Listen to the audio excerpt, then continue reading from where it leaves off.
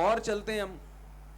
جب رسول اللہ صلی اللہ علیہ وسلم کو اللہ نے عربوں میں نبی بنا کے بھیجا تو اللہ نے اپنی نعمتیں گنوائیں عربوں پہ کہ بھائی اللہ نے تم پر کیا کیا انعامات کیے ہیں. تو ان انعامات کا تقاضا یہ ہے, شکر یہ ہے کہ تم اللہ کے بھیجے ہوئے پیغمبر پر ایمان لے کر آؤ. ان انعامات میں اللہ نے ایک یہ انعام بیان کیا کہ تمہارے پاس بیت اللہ ہے, اللہ کا گھر ہے جس کے تم رکھوالے ہو. ساری دنیا تمہیں عزت کیوں دیتی ہے کہ تم بیت اللہ کی چابیاں تمہارے پاس ہیں, تو اس کی قدر کرو. اور اللہ نے کیا فرمایا, لِإِيلَافِ قُرَيْشٍ إِيلَافِهِمْ رِحْلَةَ الشِّتَاءِ وَالصَّيْفِ فَلْيَعْبُدُوا رَبَّ هَذَا الْبَيْتِ. اللہ فرماتے ہیں ہم نے قریش پر یہ احسان کیا ہے. وہ احسان میں بھی بتاتا ہوں. اس احسان کا تقاضا یہ ہے, اس کا شکر یہ ہے کہ اس گھر جو بیت اللہ تمہارے پاس ہے اس کے رب کی عبادت کیا کرو. اور احسان اللہ نے کیا بیان کیا, ایلافہم رحلۃ الشتاء والصیف. اللہ نے فرمایا اللہ نے تمہارے لیے تجارت کرنے کے لیے گرمیوں کے سفر کو بھی آسان کر دیا اور سردیوں کے سفر کو بھی آسان کر دیا. بھائی بعض جگہ تجارت سردیوں میں ہوتی ہے اور تاجر گرمیوں میں کیا کر رہے ہوتے ہیں, بیٹھے ہوئے ہوتے ہیں آرام سے, کہہ رہے ہیں یار ہماری جو پروڈکٹ ہے وہ گرمیوں میں سردیوں میں برف بکے گا. بھائی آپ برف کی دکان کھول کے بیٹھ گئے دسمبر میں, ٹھیک ہے نا, اور ٹائمنگ اس کی رات 12 بجے سے صبح 6 بجے تک, تو وہ بکے گی. ہر چیز کا موسم ہوتا ہے نا. تو اللہ فرماتے ہیں ہم نے تم پہ تجارت کے ایسے دروازے کھولے ہیں کہ تم شام کا سفر کرتے ہو بزنس کے لیے, گرمیوں میں بھی کرتے ہو اور سردیوں میں. کتنی بڑی اللہ نے نعمت کے طور پہ بیان کیا, کہا کہ تمہارے لیے بزنس کو ہم نے آسان کر دیا. اس آسانی کا شکر یہ ہے کہ اس گھر کے رب کی عبادت کرو. اس سے پتہ چلتا ہے کہ بزنس کسی کے لیے آسان ہو جانا اور بزنس کے لیے ٹریولنگ آسان ہو جانا یہ اللہ کی بہت بڑی نعمتوں میں سے ایک بڑی نعمت ہے. بہت مشکل ہے بات سمجھانا میرے لیے, آپ لوگ کی تو اللہ نے بڑی ذہانت دی ہے. تو اور ہم چلتے ہیں آگے تجارت کے بارے میں. ہم رسول اللہ صلی اللہ علیہ وسلم کی سیرت میں دیکھتے ہیں, آپ جب بھی مال کمانے کی مثالیں دے رہے ہیں تو تجارت ہی کی مثالیں دے رہے ہیں. ایک شخص آیا آپ صلی اللہ علیہ وسلم کے پاس بھیک مانگنے کے لیے, عرض کیا یا رسول اللہ پیسے چاہیے. آپ صلی اللہ علیہ وسلم نے فرمایا کیا تمہارے پاس کچھ ہے نہیں گھر میں, یعنی آپ صلی اللہ علیہ وسلم اسے بھیک سے بچانے کے لیے کمانے پہ ڈالنا چاہتے تھے. تو آپ یہ بھی کہہ سکتے تھے کہ جاؤ فلاں کے ہاں ملازمت کرو جا کے. آپ نے یہ نہیں فرمایا, فرمایا تمہارے پاس کچھ بھی نہیں ہے. انہوں نے کہا کچھ بھی نہیں. کہا کچھ تو ہوگا. وہ ایک پیالہ اٹھا کے لے آئے. آپ صلی اللہ علیہ وسلم نے فرمایا اس پیالے کو کون خریدے گا, کتنے میں؟ ایک صحابی نے کہا 1 درہم نے. آپ نے فرمایا کون ہے جو اس سے زیادہ میں؟ یہ بزنس باقاعدہ سکھایا جا رہا ہے. غلط تو نہیں کہہ رہا بھائی میں؟ جاب کی طرف رہنمائی نہیں کی جا رہی, کس کی طرف کی جا رہی ہے؟ بزنس. اور صرف ایسی گائیڈنس سید الانبیاء کہ بھائی تمہارے پاس کچھ بھی نہیں ہے تو آؤ ہم تمہیں طریقہ بتاتے ہیں, اس طریقے سے پیسے کمانا سکھاتے ہیں کہ بزنس بھی ہو جائے گا اور تم لوگوں کے سامنے ہاتھ پھیلانے سے بھی بچ جاؤ. آپ یہ کہہ سکتے تھے تمہارے گھر میں اگر برتن ہے نا اسی کو بیچ کے پیسے کمانا شروع کرو. وہ صحابی کہتے ہیں یا رسول اللہ وہ کھانے کی پلیٹ ہے, اسی کو اگر میں نے بیچ دیا تو میں تو اس جس برتن میں کھاتے ہیں وہ بھی غائب ہو جائے گا, تو کھاؤں گا کس؟ شاپر تو تھے نہیں نا اس زمانے میں, کھاؤں گا کیسے؟ اس کی رہنمائی کی جا رہی ہے. آپ صلی اللہ علیہ وسلم نے فرمایا کون ہے جو خریدے گا؟ ایک صحابی نے کہا 1 درہم. فرمایا 1 سے زیادہ میں کون خریدے گا؟ یہ نہیں فرمایا کہ سستے میں بیچ دو ہیں, 1 درہم میں دے دو اللہ کھلائے گا تمہیں, بلکہ 1 سے کم میں وہ آدھے میں لے رہا ہے وہ آدھے میں دے دو, سستا ترین کر کے بیچو. اس لیے کہ کھلانے والا کون ہے؟ اللہ. یقیناً اللہ کھلانے والا ہے. لیکن اگر نبی صلی اللہ علیہ وسلم اس موقع پہ یہ طرز عمل اختیار کرتے تو مسلمانوں پہ بزنس اور تجارت کا دروازہ بند ہو جاتا. بزنس تو بزنس ہے, اس میں جھوٹ بولنا جائز نہیں, بیوقوف بنانا جائز نہیں, لیکن بزنس کی ڈیفینیشن ہی ہے بھائی اپنی پروڈکٹ پہ کس طرح زیادہ سے زیادہ ارننگ ہو سکتی ہے. ایک دوسرے کی ضرورتوں سے کیسے فائدہ اٹھایا جا سکتا ہے.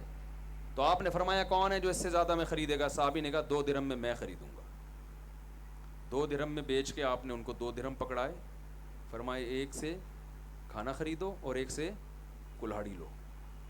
وہ کلہاڑی خرید کے لائے, دستے مبارک میں لگائے, فرمائے جاؤ جنگل سے لکڑیاں کاٹ کے بیچو. انہوں نے اچھے خاصے پیسے جمع کر لیے, برتن بھی آ گیا, کھانا بھی آ گیا, صحیح ہے نا, اور اضافی پیسے بھی. تو کس کی طرف رہنمائی کی جا رہی ہے؟ وہی بھول گئے, بزنس کی طرف. صحابہ کرام میں ہم دیکھتے ہیں جتنے بڑے بڑے صحابہ تھے سارے تاجر تھے. آپ کا کیا خیال ہے اس زمانے میں جو جنگیں ہو رہی تھیں جہاد میں, تو کیا ان میں مالی وسائل کی ضرورت نہیں ہوگی؟ میں ذرا آپ کو نا ایک ہمارے جامعۃ الرشید نے صحابہ کرام کے جو اثاثے تھے, جو بڑے مشہور صحابہ ہیں, ان کے اثاثوں کو باقاعدہ کیلکولیٹ کیا تھا تاریخی کتابوں سے نا, کہ ان صحابہ کے اثاثے کتنے تھے, بزنس کی بیس پر ان کے پاس کتنے مالدار تھے یہ. تو میں ذرا آپ کو وہ تھوڑی سی ایک جو ان کی تیاری ہے نا وہ میں آپ کو پڑھ کے سناتا ہوں.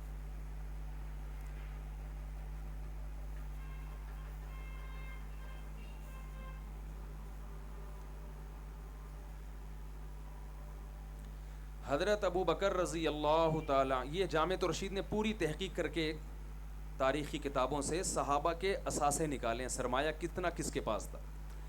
حضرت ابو بکر رضی اللہ تعالیٰ عنہ کے پاس 40,000 درہم چاندی تھی, جو کہ آج کے حساب سے 58 کروڑ روپے بنتے ہیں. میں سمجھا پا رہا ہوں اپنی بات؟ اتنے بڑے بڑے رتبے والے صحابہ تھے, ان کے اثاثے کتنے تھے؟ 58 کروڑ روپے. حضرت عثمان رضی اللہ تعالیٰ عنہ کے پاس موجودہ دولت کی تفصیل کچھ یوں تھی: 3 کروڑ 5 لاکھ چاندی کے درہم, 1 لاکھ سونے کے دینار, اور خیبر, وادی قرا اور کنویں کی صدقہ کی گئی دولت کی مقدار 2 لاکھ سونے کے دینار. اس کے ساتھ ربضہ کے مقام پر ان کے 1000 اونٹ تھے. اگر ہم ان ابن کثیر کے پیش کردہ اعداد و شمار کو حتمی مانیں تو سونے اور چاندی کی موجودہ قیمت کے اعتبار سے جو حضرت عثمان کے اثاثے بنتے ہیں 11 ارب 90 کروڑ 5 لاکھ روپے. یہ کس کے اثاثے تھے بھائی؟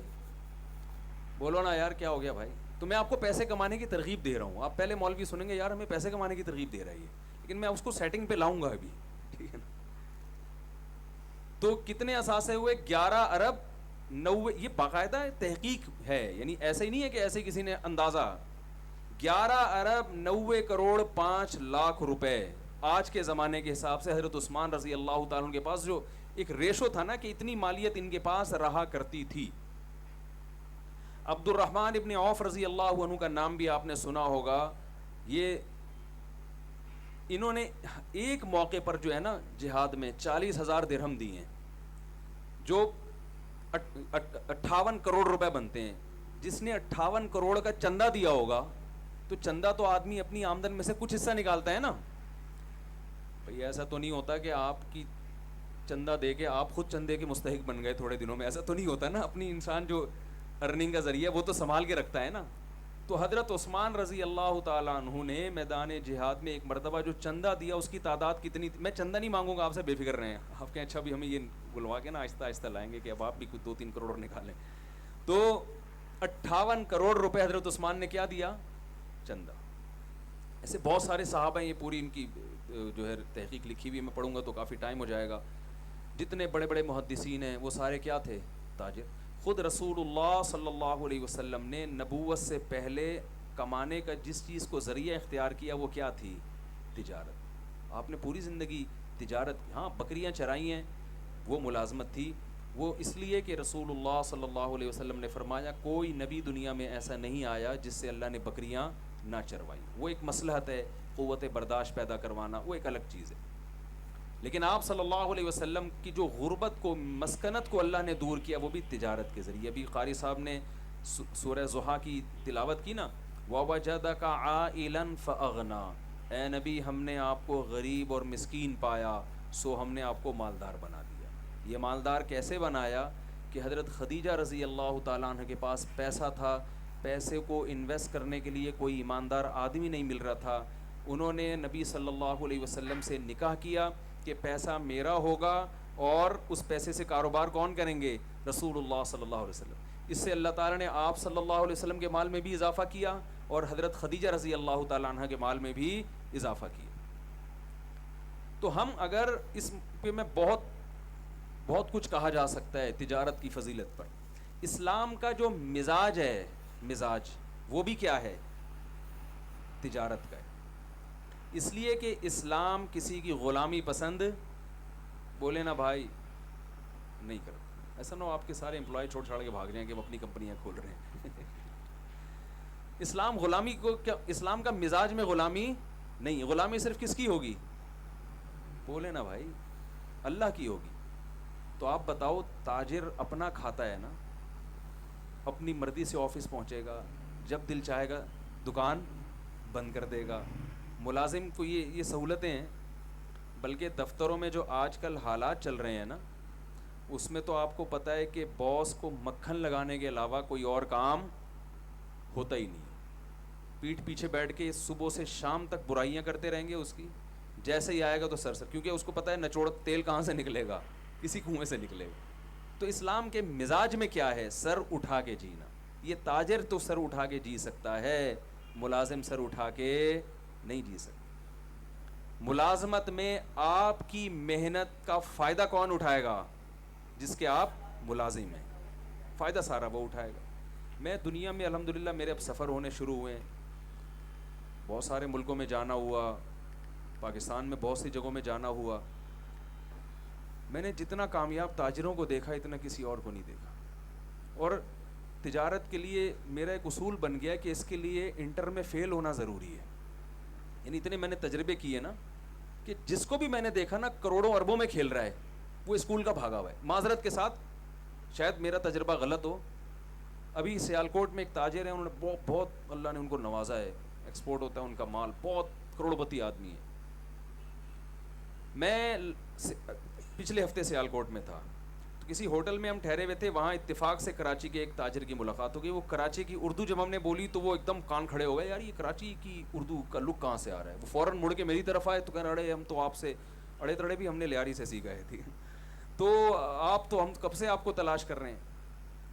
اب وہ جو سیالکوٹ کے اصل تاجر تھے وہ بھی، یہ کراچی والے بھی، یہ امریکہ سے آئے ہوئے تھے، امریکہ میں بزنس کر رہے ہیں. میں نے دونوں کی کوالیفیکیشن پوچھی تو کوئی بھی انٹر سے آگے نہیں بڑھ سکا. اور ان کی کامیابی کی وجہ یہی تھی کہ وہ انٹر سے آگے بولے نا بھائی نہیں بڑھ سکے. اگر وہ پڑھ لیتے تو میرا خیال ہے وہ ذاتی ایئرپورٹ نہ بنا رہے ہوتے اپنا. ٹھیک ہے نا. دبئی گیا ہوں، وہاں بڑے بڑے تاجروں سے ملا، سارے اسکول کے بھاگے ہوئے. بھاگنے کی ترغیب نہیں دے رہا کہ آپ اپنے بچوں کو اسکول سے بھاگیں، لیکن پتہ نہیں کہ قدرت کا سسٹم ایسا ہے، نظام ایسا ہے.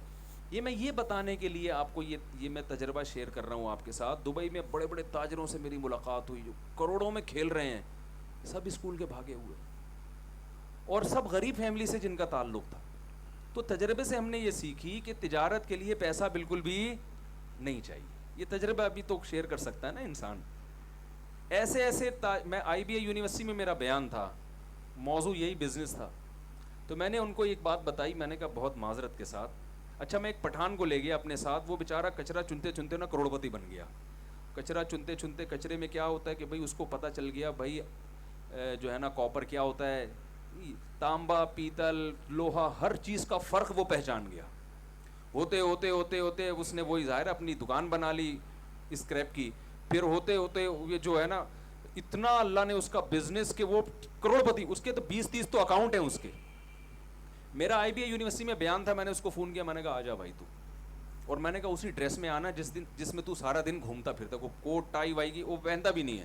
میں نے کہا تاکہ میں ان کو بتاؤں کہ تم تجارت پڑھ رہے ہو، تاجر بنو گے نہیں. تم تاجر ایسے بنتے ہیں جیسے یہ بنا ہے.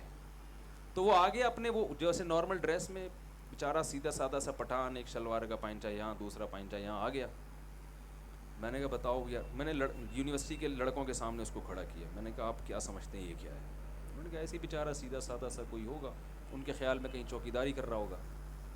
میں نے کہا بھائی اس کی اتنی چیک بکیں ہیں نا کہ اس کو گننے کے لیے ایک بندہ چاہیے.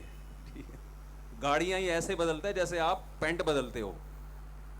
اور میں نے کہا شروع اسکول کتنا پڑھا ہے؟ ایک جماعت بھی اسکول میں نہیں پڑھا ہوا. صرف محنت، ایمانداری جو ٹائم لوگوں کو پیمنٹ کا دے رہا ہے اس میں 1 سیکنڈ بھی آگے پیچھے نہیں. میں نے اس کو 8 بجے کا ٹائم دیا تھا پہنچنا ہے, میں تھوڑا لیٹ ہو گیا, وہ ٹائم سے پہلے پہنچا ہوا تھا.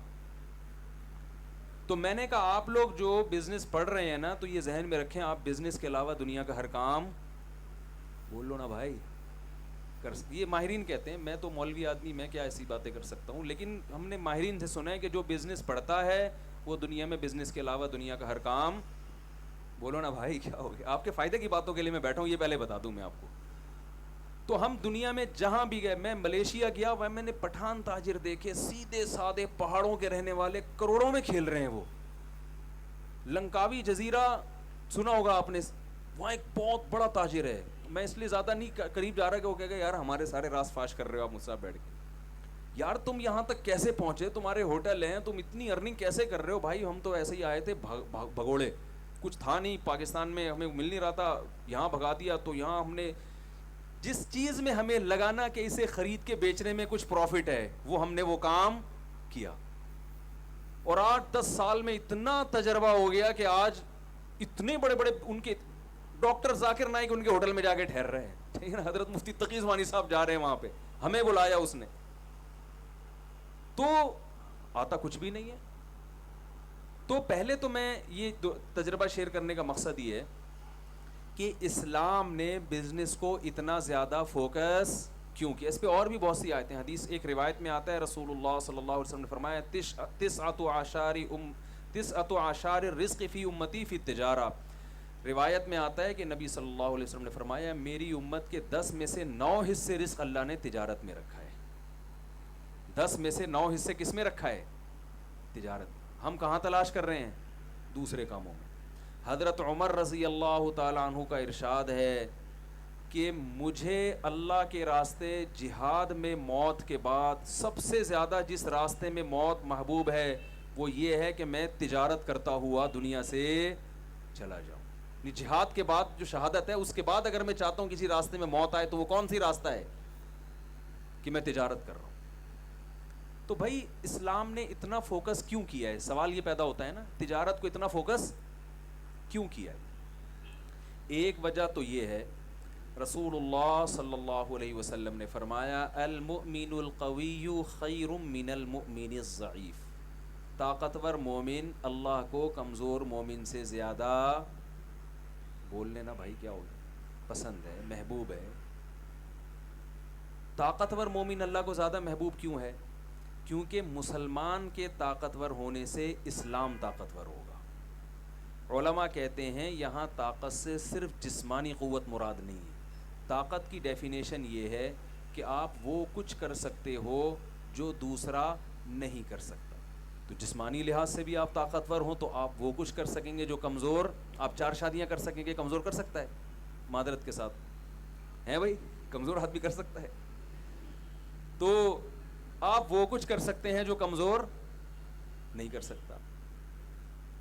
تو جیسے جسمانی طاقت اگر آپ کے پاس ہے تو آپ وہ کچھ کر سکتے ہیں جو کمزور نہیں کر سکتا. تو اسلام یہ چاہتا ہے کہ مسلمانوں کے پاس مالی طاقت بھی دوسروں سے زیادہ ہو. ان الذين كفروا ينفقون اموالهم ليصدوا عن سبيل اللہ.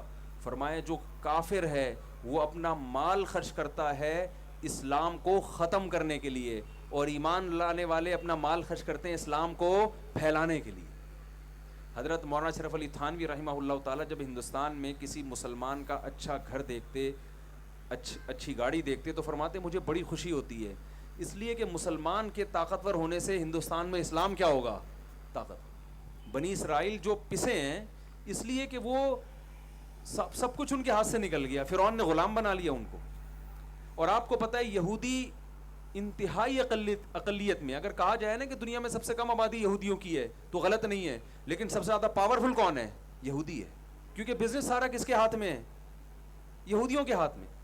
پیپسی کولا ان کی, کوکا کولا ان کی, اور ہماری جب کولا آتی ہے زمزم کولا, مکہ کولا, نام سے ہی لگ رہا ہوتا ہے کہ بھائی یہ اس میں روحانیت ڈال کے کوئی ٹیسٹ لایا کرنی ہے, ٹھیک ہے نا. دوسری بات یہ, میں ایک حدیث سنا کے اپنے بات کو تھوڑی دیر بس 10-15 منٹ بات کروں گا انشاءاللہ, پھر بات کو ختم کرتا ہوں میں. اب جو میں کہنا چاہ رہا ہوں ایک مثال سے سمجھاؤں گا. ایک صحابی کو رسول اللہ صلی اللہ علیہ وسلم نے دیکھا کہ درخت لگا رہے ہیں, آپ صلی اللہ علیہ وسلم نے انہیں فرمایا کہ تمہیں حدیث کا مفہوم ہے، کیا تمہیں یقین ہے کہ جب تک یہ درخت پھل دے گا تم اس وقت تک زندہ بھی رہو گے؟ انہوں نے فرمایا نہیں۔ فرمایا پھر اتنی لمبی لمبی امیدیں ہیں بھائی، تمہیں کیا پتا؟ شعر لکھا ہوتا ہے نا، میں KPK میں کسی کام سے گیا تو وہاں میں جب سویا نا، تکیے پہ شعر لکھا ہوا تھا، آگاہ اپنی موت سے کوئی بشر نہیں، سامان 100 برس کا پل کی خبر نہیں۔ میں نے کہا یار یہ ادھر لکھنے کا شعر نہیں ہے، سونے کے لیے آدمی لیٹ رہا ہے اور تکیے پہ اتنے خطرناک قسم کا شعر۔ میں نے کہا یار یہ شعر بالکل درست ہے لیکن یہ تکیے پہ سونے کے تکیے جو رات کو سوتا ہے آدمی، وہاں لکھنے کا نہیں ہے۔ یہ تو ویسے آدمی کہیں بازار میں لکھنے کا ہے کہ وہاں موت سے ڈرو، یہاں تو میں نے کہا نیند نہیں آئے گی۔ تو لیکن شعر درست ہے یا نہیں ہے؟ تو آپ صلی اللہ علیہ وسلم نے فرمایا کہ تمہیں کل کا خبر نہیں اور تم درخت لگا رہے ہو، ہیں بھائی درخت لگا رہے ہو تم۔ اس حدیث سے کیا لگ رہا ہے؟ جو میسج مل رہا ہے سرسری طور پر اگر دیکھا جائے، میسج یہ مل رہا ہے کہ درخت لگانا اسلام میں کوئی اچھا کام، بول لینا بھائی دیکھو تو نہیں ہے، بولنے میں کیا جا رہا ہے؟ درخت لگانا اسلام میں کوئی اچھا کام نہیں ہے۔ جو بھی درخت لگائے گا، مولوی صاحب یہ حدیث پیش کریں گے، یار وہ صحابی لگا رہے تھے درخت اور آپ صلی اللہ علیہ وسلم نے فرمایا تمہیں کل کا پتہ نہیں ہے، پلاننگ کھجور کا درخت تو 5 سال بعد جا کے پھل دیتا ہے، 5 10 سال کی پلاننگ کر رہے ہو، کوئی فائدہ نہیں ہے۔ لہذا یہ جو لگے ہوئے ہیں ان کو بھی کاٹ دو تاکہ دنیا سے محبت جڑ سے کیا ہو جائے، ختم ہو جائے۔ اس حدیث سے یہ پتہ چل رہا ہے۔ لیکن دوسری حدیث میں آتا ہے، صحیح مسلم کی حدیث، آپ صلی اللہ علیہ وسلم نے فرمایا جس نے درخت لگایا، زندہ نہیں رہا وہ پھل تک، اس کے پھل نہیں دیکھے، مر گیا، جب تک لوگ اس درخت سے فائدہ اٹھائیں گے اس کا پھل کھائیں گے، حتیٰ کہ پرندے بھی اس درخت سے جو فائدہ اٹھائیں گے، جانور بھی جو فائدہ اٹھائیں گے۔ جانوروں کا کیا فائدہ ہوتا ہے؟ گھونسلے بنا کے رہتے ہیں، اس سے چگتے ہیں، لوگ سایہ حاصل کرتے ہیں۔ فرمایا پرند اور چرند بھی جو فائدہ اٹھائیں گے، اس کو قبر میں اس کا ثواب، بولے نا بھائی، ملتا رہے۔ دیکھو دونوں حدیثیں ایک دوسرے کی اپوزٹ۔ اس حدیث سے کیا پتہ چلتا ہے؟ درخت، بولو نا بھائی، لگانے چاہیے، یہ پتہ چل رہا ہے نا۔ پہلی والی حدیث سے پتہ چل رہا ہے نہیں لگانا چاہیے، دوسری سے پتہ چل رہا ہے لگانے چاہیے۔ تو ظاہر ہے ایک پیغمبر دو متضاد باتوں کا حکم تو نہیں دے سکتے۔ اصل میں پہلے جو منع کیا جا رہا ہے اس میں درخت لگانے سے مقصد کچھ اور تھا، یہاں جو لگانے کی ترغیب دی جا رہی ہے اس سے مقصد کچھ اور ہے۔ درخت ایک ایگزامپل ہے، درخت ایک ایسی چیز ہے کہ جتنا ہوتا ہے، جتنا نظر آتا ہے نا تو اتنا نہیں ہوتا، بلکہ اس کے پھل ہیں، اس کے ثمرات ہیں جس کو پھل کہا جاتا ہے، اس کا پروفٹ ہوتا ہے۔ ایک آم کی گٹلی لاکھوں آم پیدا کرتی ہے کہ نہیں کرتی؟ تو درخت کا بیسک مقصد یہ ہوتا ہے کہ ایک آم کی گٹلی ڈالوں گا یہ ضائع ہو رہی ہے، انویسٹمنٹ ایک آم کی گٹلی کی ہے اور پروفٹ لاکھوں آم کی شکل میں۔ ایک کھجور کی گٹلی دفن کی جا رہی ہے، ضائع ہو رہی ہے نا، آپ کی گٹلی آپ نے زمین میں دبا کے ضائع کر دی، اس لالچ میں ضائع کرتے ہو یار یہ انویسٹمنٹ ہے، اس کا جو پروفٹ ہوگا کھجور، لاکھوں کھجور پیدا ہوں گے، تو ایک ضائع کرنے میں کوئی حرج نہیں ہے۔ بزنس بھی یہی ہے، یہ تو ایک مثال ہے حدیث میں جو ہر جگہ فٹ کی جا سکتی ہے کہ آپ نے اگر اپنی صرف دنیا کو سامنے رکھ کے کاروبار کرنا ہے تو آپ صلی اللہ علیہ وسلم آپ کو بتا رہے ہیں کہ بھائی تم 20 30 سال کی پلاننگ کر رہے ہو، کل کوئی ٹرک کچل کے چلا گیا، یہ سب فیکٹری کیا ہو جائے گی، تباہ و برباد، یہ اچھا سودا نہیں ہے۔ تم نے کاروبار کرنا ہے، بزنس کا درخت لگانا ہے یہ سوچ کے کہ زندہ رہا تو کھاؤں گا، نہیں رہا تو اولاد فائدہ اٹھائے گی، مسلمان فائدہ اٹھائیں گے، اس سے میں غریبوں کی مدد کروں گا، خود بھی کھاؤں گا، لوگوں کو بھی کھلاؤں گا، کیونکہ رسول اللہ صلی اللہ علیہ وسلم نے فرمایا الید العلیٰ خیر من الید السفلیٰ، اللہ کو خرچ کرنے والا ہاتھ مانگنے والے ہاتھ سے زیادہ پسند ہے۔ اور آپ صلی اللہ علیہ وسلم نے فرمایا جو شخص اس نیت سے تجارت کرتا ہے کہ لوگوں کے سامنے ہاتھ نہ پھیلانا پڑے، سر اٹھا کے جیوں میں، کھلانے والا بنوں کھانے والا نہ بنوں، اور ایمانداری کے ساتھ یہ کام کرے، تو قیامت کے دن آپ صلی اللہ علیہ وسلم کی صحیح حدیث ہے پیغمبروں کے ساتھ اس کا حشر ہوگا، انبیاء کے ساتھ اس کا حشر ہوگا۔ تو بزنس سے آپ کا مقصد آخرت ہونی چاہیے، اور آخرت آپ کو دنیا کی نعمتوں سے محروم نہیں کر رہی۔ یعنی آپ کہیں یار آخرت کا کانسیپٹ تو یہ، پھر ہم سب کچھ صدقہ کر دیا کریں، خود چنچی میں جایا کریں، غریبوں کو لینڈ کروزر خرید کے دیں. یہ نہیں ہے. ہمیں حدیث میں اس پہ بھی رہنمائی ملتی ہے.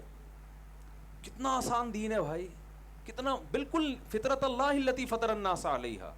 اللہ نے قرآن کی کو ڈیفائن کیا، فرمایا یہ وہی نیچر ہے جس پہ میں نے لوگوں کو پیدا کیا ہے. یہ کوئی ایسی ہوائی اور آسمانی باتیں کرے گا ہی نہیں. یہ سارے مذاہب دنیا میں تباہ کیوں ہو گئے؟ انہوں نے ایسے ایسے فلسفے پیش کیے نا جو لوگوں کی نیچر نے اس کو اپیل نہیں کیا. 4-6 مکھنچو تو جمع ہو گئے. عیسائیوں نے کہا کہ اللہ جب راضی ہوگا جنگلوں میں جا کے عبادت کرو، تو 4-6 چلے گئے، وہیں مر گئے. ٹھیک ہے نا. قوم نے اس کو ایکسیپٹ نہیں کیا. سائنسدان پیدا ہوئے، انہوں نے کہا ترقی کرو یار، دنیا میں اللہ نے خربوزہ پیدا کیوں کیا اگر اسے کھانا نہیں ہے؟ آم پیدا کیوں کیا اگر اسے اوائڈ کرنا ہے، کھانا نہیں. تو اسلام وہ بات کرتا ہے جو کس کے مطابق ہوتی ہے؟ نیچر کے مطابق. تو آپ صلی اللہ علیہ وسلم کے پاس ایک صحابی آئے. اچھا لوگ، میں یہ صحابی والی حدیث بیان کرتا ہوں بعد میں، پہلے میں ایک اشکال قائم کرتا ہوں کہ سوال یہ پیدا ہوتا ہے کہ اتنی فضیلت ہے تو آپ صلی اللہ علیہ وسلم نے پھر پیسہ کیوں نہیں کمایا؟ آپ کی غربت میں کیوں موت واقع ہوئی؟ آپ کے کپڑے کیوں ایسے پیون زدہ؟ اور آپ کی سواری اتنی سادہ کیوں؟ اور آپ 40 دن گھر میں چولہا جل کیوں نہیں رہا؟ سوال پیدا ہوتا ہے نا. جب ابو بکر جو آپ کے اتنے قریبی ساتھی ہیں وہ تو 58 کروڑ روپے کے مالک ہیں، اور نبی صلی اللہ علیہ وسلم ایک چیز کے بھی مالک نہیں ہے. تو یاد رکھیں رسول اللہ صلی اللہ علیہ وسلم کے پاس جتنا پیسہ آیا آپ نے وہ رکھا نہیں ہے. صبح آیا تو شام ہونے سے پہلے صدقہ کر دیا. وہ رکھا نہیں ہے کیونکہ آپ کو اللہ نے ایسا کامل بنایا کہ اگر آپ رکھ لیتے نا، کل غیر مسلم اعتراض کر سکتے تھے کہ یہ سارا کس کی مسئلہ تھا، یہ نبوت اصل میں پیسوں کا معاذ اللہ. تو آپ نے اپنی ذات کو ایسا بنا کے رکھا کہ کوئی کل انگلی نہ اٹھا سکے، کوئی معاذ اللہ نقل کفر عیش و عشرت کا تانا نہ دے سکے. جیسے آپ نے اتنی شادیاں کی نا، تو اب غیر مسلم تانا دیتے ہیں یار معاذ اللہ اتنی شادیاں کی آپ نے. تو بھائی آپ نے جو اتنی نکاح کیے، وہ نکاح کا طریقہ اگر آپ دیکھ لیں تو پھر پتہ چلتا ہے کہ معاذ اللہ نقل کفر یا عیاشی کی بیس پہ یہ نہیں ہو سکتے. کیوں؟ اس زمانے میں سب 10 بیویاں رکھا کرتے تھے، عرب میں رواج تھا، اور جلدی شادی کیا کرتے تھے. آپ نے شادی دیر سے کی 25 سال کی عمر میں، حالانکہ اس زمانے میں رواج کیا تھا؟ 15 سال کی عمر میں. آج بھی گاؤں دیہاتوں میں سب کب نکاح کرتے ہیں؟ 15 16 سال میں شادیاں ہو جاتی ہیں. آپ نے پہلی شادی کی 25 سال میں، اور کی کس سے؟ 40 سالہ خاتون سے جو 2 دفعہ بیوہ ہو چکی ہیں. بہت مشکل ہے بات سمجھانا بھائی. کتنی دفعہ بیوہ ہو چکی ہیں؟ 25 سال میں. نقل کفر نباشت. کوئی انسان جسے خواہشات پوری کرنے کا شوق ہو، اس زمانے میں جہاں جلدی شادیاں ہوتی ہیں اور درجنوں شادیاں ہوتی ہیں لوگوں کی، وہ شادی بھی 25 سال کی عمر میں کر رہے ہیں، اور اپنے سے 15 سال بڑی خاتون سے جو 2 دفعہ بیوہ ہو چکی ہیں. اور پھر آپ صلی اللہ علیہ وسلم نے 25 سال انہی پر اکتفا کیا ہے، جبکہ عرب میں ایک بیوی پر قرات کو معیوب سمجھا جاتا تھا. آج بھی لوگ معیوب سمجھتے ہیں. آپ جا کے بتائیں میری ایک بیوی ہے، وہ تمیز سے بات ہی نہیں کریں گے آپ سے. بولے گا تم 2 شادیاں تو کرنی، کیا انقلاب لے کر آؤ گے؟ معذرت تھوڑے سا یہ ٹاپک آ جاتا ہے، تڑکا لگ جاتا ہے اس کا. تو وہ مایوس سمجھتے تھے. اس کے باوجود آپ کیا کر رہے ہیں؟ اسی بیوہ کے ساتھ 50 سال تک آپ صلی اللہ علیہ وسلم نے ان کے ساتھ گزارا کیا ہے، جبکہ کلچر اس کو قبول نہیں کر رہا.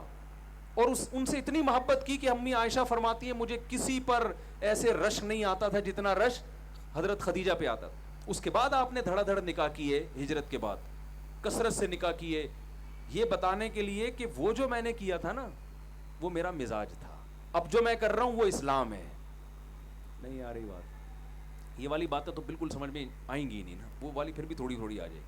تو پھر آپ نے جلد نکاح کی ترغیب بھی دی. جو 15 سال کا شباب ہوتا ہے زمانہ، اس میں آپ نے ترغیب دی. گویا آپ نے بتا دیا کہ بھئی میں نے جو کچھ کیا اس کی ایک حکمت مسلط تھی، لیکن جب ہجرت ہو گئی ہے، اسلام کے تفصیلی حکام آ رہے ہیں، تو اب میں جو آرڈر کروں گا تم نے اس آرڈر کو فالو کرنا ہے. وہ آرڈر یہ ہے کہ نکاح میں تاخیر مت کرو. 25 سال میں نکاح اسلام میں تاخیر کی عمر سمجھی جاتی ہے، جلدی کرو نکاح. سمجھ میں آ رہی ہے بات؟ تو اللہ نے اپنے نبی سے کچھ ایسے کام کروائے ہیں تاکہ کل کوئی انگلی نہ اٹھا سکے. تو کوئی بدبخت ہمارے نبی کی شان میں گستاخی نہیں کر سکتا کہ آپ کو یہ تانا دے. بھائی اگر معاذ اللہ عیش کے لیے کیے تو پہلے کرتے نا. کوئی ہے نوجوان جس میں ظرف ہے جو 15 سالہ بڑی عورت سے نکاح بھی کرے اور 25 سال اسی کے ساتھ گزار دے؟ ایسے کوئی عیش و عشرت والا میرا خیال ہے مارکیٹ میں آج تک پیدا نہیں ہوا ہوگا. تو جو آج کل لوگ مارکیٹ میں، جس مارکیٹ کی بات، آپ تاجر لوگ ہیں نا تو مارکیٹ کا لفظ زیادہ سمجھیں گے آپ. تو ہمارے نبی صلی اللہ علیہ وسلم کو کچھ ایسے کام کروائے گئے. تو آپ کے پاس دولت بہت آئی مگر صبح آئی اور شام ہونے سے پہلے صدقہ. تو جب رکھا ہی نہیں ہے تو کپڑے کہاں سے پہنے ہیں؟ ٹھیک ہے نا، وہی پیون زدہ کپڑے، وہی خوراک آپ صلی اللہ علیہ وسلم کی. لیکن جن صحابہ نے پیسہ رکھا ان کو آپ نے منع نہیں کیا. اور یہ ترغیبات دی ہیں، المؤمن القوی خیر من المؤمن الضعیف، تجارت کے فضائل بیان کیے. اب میں یہ عرض کر رہا تھا کہ ایک صحابی رسول اللہ صلی اللہ علیہ وسلم کے پاس آئے، پراگندہ بال، پھٹے پرانے کپڑے. آپ نے فرمایا کیا تمہارے پاس پیسہ نہیں ہے جس سے تم اپنے کپڑوں کو درست کر لو، بالوں کو درست کر لو؟ نے فرمایا ہاں. تو آپ صلی اللہ علیہ وسلم نے فرمایا ان اللہ یحب ان یرا اثر نعمتہ علی عبدہ، اللہ چاہتے ہیں کہ اللہ نے جب کسی کو کوئی نعمت دی ہو تو وہ اس کے چال ڈھال اور آثار میں، لباس پوشاک میں وہ نعمت جھلکنی چاہیے. تو اس میں ہمارے نبی نے ہمیں اجازت دے دی کہ پیسہ ہے تو تمہارے اوپر بھی اس کا اثر، بولیں بھائی، نظر. ایسا نہ ہو کہ کروڑوں کی مالیت ہے اور سفر چنچی میں کر رہے ہو. میں ایسے لوگوں کو جانتا ہوں، بہت پیسہ دیا. میرے پاس ایک زمانے میں تھی GTO 125 کاواساکی ہے، بڑی مشہور بائکوں کا ہمیں بڑا شوق رہا ہے. اب وہ میں افورڈ نہیں کر پاتا تھا اس وقت، میرے پاس اتنے بوتھ، پیٹرول اتنا تھا کہ وہ کھڑے ہو جاؤ تو وہ ٹینکی نہیں بھرتی تھی. تو ہمیں کھلنے لگا، بائک چھوڑنے کا دل نہیں چاہتا تھا. اس زمانے میں بائکوں پہ گیسیں لگ رہی تھیں، ٹھیک ہے نا. ہم چلے گئے اکبر روڈ، ہم نے کہا یار اس پہ گیس لگا دو نا، یہ افورڈ نہیں کر پا رہا. تو اس زمانے میں ایک ہمارے جاننے والے تاجر تھے، بہت اللہ نے نوازا تھا. غیبت اس لیے نہیں کہ کوئی جانتا تھوڑی ہے کس کی بات کر رہا ہوں. تو وہ ہونڈا 50 لائے گیس لگوانے کے لیے. 50 لائے کیا لگوانے کے لیے؟ گیس. میں نے کہا دیکھیں یہ ایک تو مجھ پہ تو سمجھ میں آتا ہے کہ میں 50 میں بھی لگاؤں تو شاید لوگ مان جائیں گے، آپ تو GTO پہ بھی نہیں لگاؤ. اور 50 جس کے بارے میں مشہور ہے کہ پیٹرول پمپ کے قریب سے لے کے چلے جاؤ تو وہ خوشبو سے ہی چلی جاتی ہے. تو مجھے وہ حدیث یاد آئی کہ بھائی اللہ یہ چاہتے ہیں کہ جب اللہ نے کسی کو نعمت دی ہو تو وہ نعمت اس پہ نظر آنی چاہیے. عربی میں 2 لفظ استعمال ہوتے ہیں کنجوس کے لیے، اردو میں تو کنجوسی کہتے ہیں نا. عربی میں کنجوسی کو ڈیفائن کرنے کے لیے 2 لفظ ہیں. ایک ہے بخیل، جو کامن اردو میں استعمال ہوتا ہے، بخیل آدمی ہے جس کو بخل کہا جاتا ہے. اور ایک ہے شحیح، شین اور بڑی ہے، پھر یا اور پھر بڑی ہے، حلوے والی ہے جسے کہتے ہیں، ٹھیک ہے نا. شحیح کہتے ہیں یہ کنجوسی کا سپرلیٹو ڈگری ہے. بخیل عربی میں کہتے ہیں وہ کنجوس جو دوسروں پہ خرچ کرتے ہوئے، جس کے پاس پیسہ ہو مگر دوسروں پہ خرچ کرتے ہوئے جان نکلتی ہو، اس کو کیا کہتے ہیں عربی میں؟ بخیل.